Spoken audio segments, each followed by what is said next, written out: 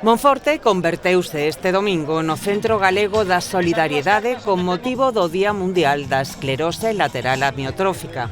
A ela é unha enfermidade degenerativa grave que provoca debilidade, atrofia muscular e afecta en torno a 4.000 persoas en toda España, 600 en Galicia.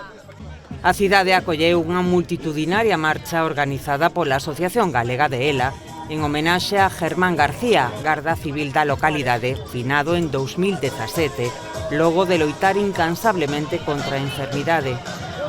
O presidente da Deputación e alcalde de Monforte, José Tomé, sumouse á iniciativa xunto a membros da corporación e destacou que en ambas institucións aprobáronse mocións para prestar axuda ás persoas que sofren esta doenza. Tamén asegurou que apoiarán calquera iniciativa viable que repercuta nunha visualización da ELA e na mellora da calidade de vida dos pacientes que a padecen.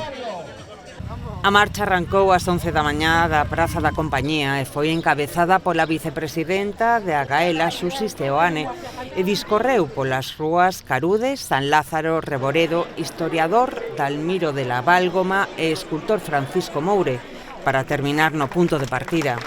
Alí a Escola de Baile Ritmo Lugo Mais ofrece unha exhibición. Tamén celebrouse un sorteo de obsequios doados por diferentes establecimentos comerciais da localidade para sumarse ao Día da ELA.